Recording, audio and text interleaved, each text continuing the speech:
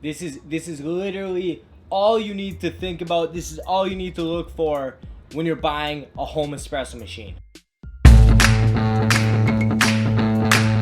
What's going on, everyone? It's Chris from 416 Coffee, and this is episode 29 of Coffee with Chris.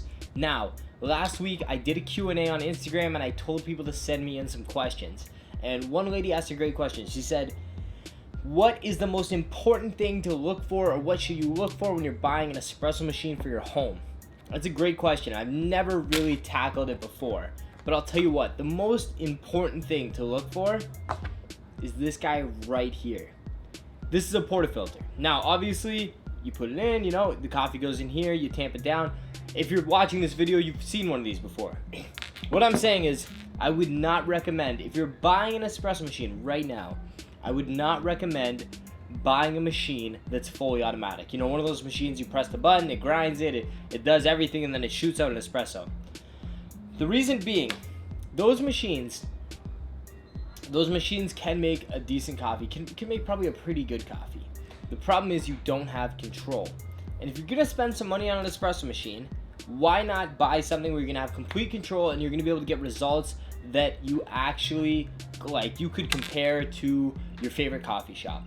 That's the goal here, is right to make a coffee at home that's so good that you don't need to go out. So when you have a portafilter at any price range, when you have a portafilter, you have a leg up, because at least you can dial in the dosage and you can dial in the coffee out. Now, obviously, when you're buying an espresso machine, you need to think about a couple other investments, a few accessories you're gonna have to buy. Number one, you're gonna have to buy a scale. I would highly, highly, highly recommend buying a scale so that you can dial in your espresso machine. 15 grams in, 30 out, whatever the case may be, depending on your basket size. And that'll vary depending on manufacturer and group head size and a few other things. But you should have some sort of guideline with a user manual when you get your machine. So that's number one. You're gonna need a scale. You're also gonna need a grinder. So it's gonna be an expensive endeavor to get into espresso and do it at a level where you're actually maybe replacing going out all the time for coffee to making them at home. So just keep that in mind, but definitely the portafilter. Definitely get a machine with a portafilter. The fully automatics, if you have one and you're staring at it right now, don't worry about it. If you have it, I'm sure it does a great job. They're very expensive, so I'm sure you spent a pretty penny on it. And as long as it's making good coffee, then nothing to complain about. But if you're buying a machine right now, I would totally recommend going with a machine with a portafilter. That's pretty much it. That's buying home espresso machines in a very quick, simple. Look for a portafilter. Know your budget and know that you pretty much have to buy a grinder and scale with it. I'd highly, highly, highly recommend, if the goal is to make amazing espresso beverages at home. The only other things you need to consider, think about if you want to make milk beverages, if you want to make multiple beverages, and then what I would say is look at steam capacity, look at tank capacities, look at those numbers to see what machines are going to be good for you, if you're entertaining people making 5 to 10 beverages, and what machines are really going to be good more so for 0 to 5 beverages or 0 to 3 beverages. And if it's just for you, 0 to 3 might be totally fine.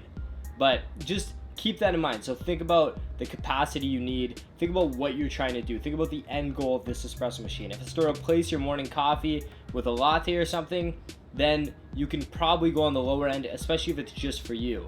But as you go up in price, you get kind of more features, more tech, you'll get more capacity, and in some cases when you spend a more substantial amount of money, you get to the point where you are buying a machine that has a lot of commercial grade parts on it. So these machines are meant to last, and they're meant to be repaired.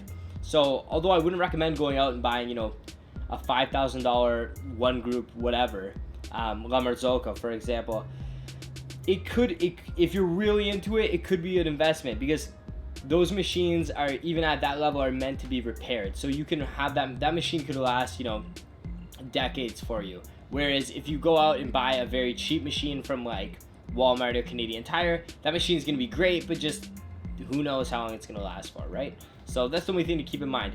However, if you're just getting into espresso, if it's your first machine, I definitely recommend going on the cheaper end, or something that's more affordable that you feel comfortable spending, and then playing with it. See if you like making espresso every day, or maybe you make a couple and you're like, you know what, I really like this better when I just go down the street and get a coffee.